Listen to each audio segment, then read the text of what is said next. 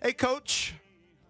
Good morning. Good morning, Coach. So you guys started off the season slow, but now all of a sudden you've won 7 of your last 9 games. 7-1-1 last night. Playing really good hockey. How are you feeling? We've gotten some results. It's been good of late. Energy helps when you're winning games, so that's been positive, and continue to build. So Charlie Lindgren with just a masterpiece, 35 save shutout. Your quotes last night, I liked what you said right off the bat. He was the win. Just fantastic all night. Go down the list of the breakaways, all the different saves in tight, some screening tips, rebound stuff. He had it all. This is where maybe hockey jargon where you lose me a little bit. Pass outs off their forecheck. I understand that.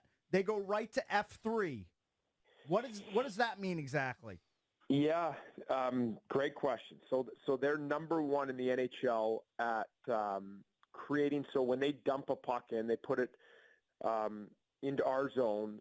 They create a turnover and they pass it immediately to the slot, the dangerous area, and that's their F3, their high forward, their third forward, who's just sitting there, and so they get more chances than anybody in the National Hockey League. What they call forecheck passes to F3, the slot. So they hit us on that probably 4 or 5 times. We didn't do a good enough job of defending that. But Chucky was there to bail us out multiple times. And the reason why you want to prevent those is because those are extremely dangerous scoring chances, because it's off a pass from below the goal line. So it's hard for the goalies. They're looking below the goal line. All of a sudden, the puck's coming right to the slot, so they're looking behind the net, and now they got to come out, and the guy's one-timing it right at him. So that's what those refer to. Well, Coach, thank you for explaining that to me, a hockey dummy. I do appreciate that. Hey, you used to have Bauer skates as a kid. Okay, I still have them. I'm a hoarder. So, Coach, it goes back to you saying a few days ago that Lindy had earned more minutes and starts, and he delivered his first shutout as a Cap and the third of his career. I just felt so good for him after that win. Oh, I agree, and you could see his reaction. He's such a cool, calm. You know, when you're around him and when you talk to him, he just never gets to. But you could see the emotion after that game in the locker room, and I was really, really happy, proud of him, because that's. I mean, when you look at the team we're up against and the personnel that they have, it's defending Stanley Cup champions, and there's a reason why they won it. Like, that's a really good team, so they create a lot of dangerous looks. They've got the likes of Jack Eichel, Marchessault, a ton of William Karlsson, and those guys all had their opportunities. A couple breakaways for each of them, some odd man rushes, and he answered every single one. It was impressive to watch. And Coach, I did love Lindgren's speech in the locker room postgame. You just touched on it there. It wasn't radio friendly, so we can't play it, but it was short and sweet, and his teammates and you clearly loved it. Oh, yeah, and you could tell the emotion, right? Like, that was a game where he was just under fire for large portions of it, so he was fired up, and I loved it. All right, so let's get to one negative. I was watching the game, and I'm not that. You know, you guys had a 5-minute power play. All right, first of all, tell us if Kuzi's okay. He took a shoulder, I think, to the chin, took the face, whatever. He went down for a while. The referees went to the replay. They determined it was a 5-minute penalty. So you don't typically get 5-minute power plays. And I don't know that you had more than a shot on the power play. I mean, it seemed like it was just difficult to get it in the zone and keep it in the zone. It's something that you guys have been struggling with. What did you see in that particular 5-minute power play? I saw you're completely accurate with your assessment, so that's number one. The best look was McMichael, who's not a power play guy, hasn't played power play, walked through their defenders, goes in all alone. Logan Thompson makes a good save. But our power play is a huge work in progress right now. We're rebuilding the entire thing. It's just gotten stale over the years, and now it needs to really go back to basics, and we just have to rebuild the foundation. So it's going to take some time. We got to get Ovi in some different situations. He's isolated over there. The puck touches aren't good. The puck recoveries, the entries, it just all has to be essentially rebuilt. And that's you're seeing a product of that over the last 8 games. That wasn't just last night. That's been a very common occurrence if you're watching all of our power plays over the last essentially the whole year. There's been some good bright spots through certain games, but essentially the whole year. Now, Coach, on the other side, you have to love what you're seeing from your penalty kill, 2 for 2 last night. Caps have now killed off 20 straight over your last 9 games. Look at that. Kill 20 straight man-ups, and you go 7-1-1. It's probably not a coincidence when that happens. You're spot on, and that has bailed us out. And even their coach, Butch, talked about it last night.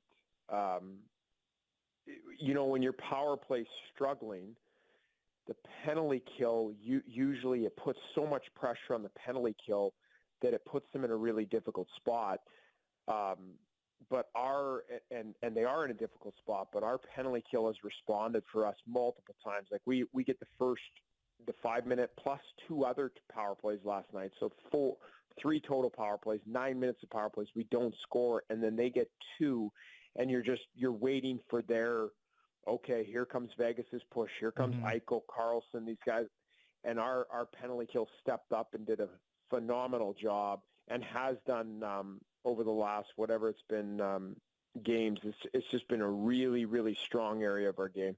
We're joined by Washington Capitals head coach Spencer Carbery, presented by the Centers for Advanced Orthopedics. More locations, more advanced care centered around one thing.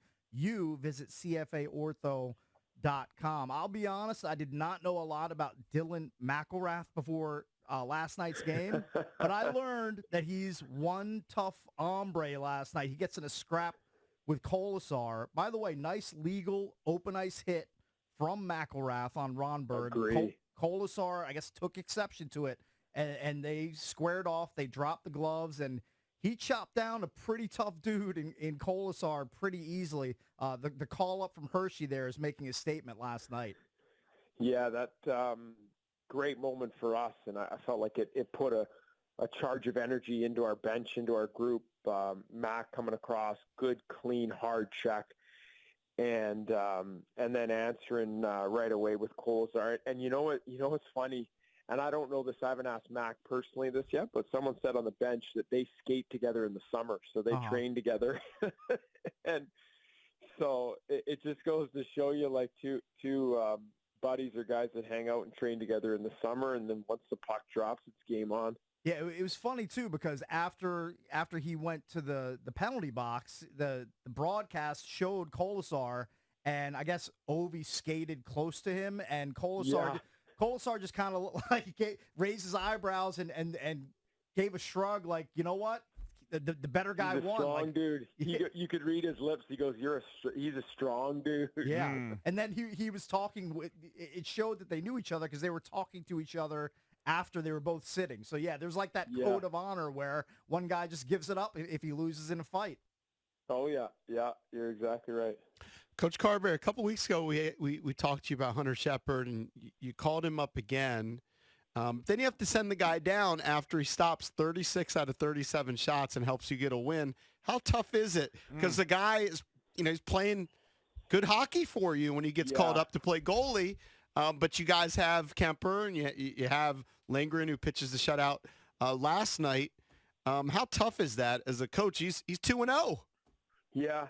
You know what? It's easier than you would think because of this. Because Shep, I look at it and I feel like he feels like this a little bit as well. As disappointed as you are to go back down to the minors, the positive part of it is he just put another great start under his belt, under his career, that no one can take that away from him in the National Hockey League. So it was just another, and this is what I said to him yesterday, it was just another notch for you to say, hey, I am capable of playing and being very effective at this level. And so he should be proud of that. Yeah, we have, Kemps and Chucky, and he's sort of that third guy in the mix. But each opportunity that he gets to perform in the NHL and show that is just a positive for him. because it's going to work out whether it's next game or whenever it is. He's just proving to people in the hockey world that he can play in the National Hockey League and be a high-level goalie. Coach, we've given Lindgren flowers for his performance last night. He, of course, deserves them. But also, we should give props to the defenseman that stepped in last night, filling in because you're waiting on TVR and Edmondson to return. You got Farivari on the IR. I know that TVR and Edmondson skated at MedStar. Neither one had the non-contact jersey on yesterday. I guess that bodes well for them to return to the lineup soon.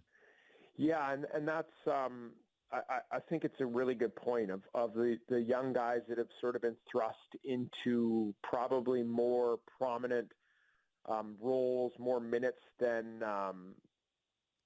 we'd like to early in the year, and they've responded and done a good job, a formidable job with Lucas Johansson, Alexander Alexiev, McElrath last night, Hamann Octel, because of the injuries like you touched on. So them being able to step into an NHL lineup and play well and help us and the team win a bunch of games, which you've seen. So that it's been a solid area of these guys stepping into more significant roles and doing a real good job. And hopefully we can get healthy. And now there's some healthy competition to stay in the lineup and to get in. Coach Carbs, one last question. Last week we asked you about OV, and you said you weren't worried, and he scored a couple goals. What's going on with TJ Oshie? I'm looking at him. Doesn't have a goal this season. He's got one assist. What are you seeing from Oshie so far this year? Just snake bitten a bit. I've liked his game. I know you probably, if you just look at stat lines and you looked at the box scores, you'd be like, what are you talking about? But if you watch his shifts and if you break the film down, he's doing a lot of good things in a lot of different areas. Chances maybe not quite as many as you would like to see over the last few games, but over the full season sample size, he's had a bunch of good looks. And he's doing a lot of good things for us. So I just believe if you continue to do that, we're winning games. He's a big product of that or a big part of that product. Good things will happen for him individually eventually once he breaks through. Capitals 8-4-2, second in the Metro Division, have won 7 of their last 9. Thanks, Coach. Okay, you guys have a great day. Thank you. Yep, Thank you you, too. buddy. Talk to you next week. Coach Carbery, presented by the Centers for Advanced Orthopedics. More locations, more advanced care centered around one thing you. Visit CFAortho.com.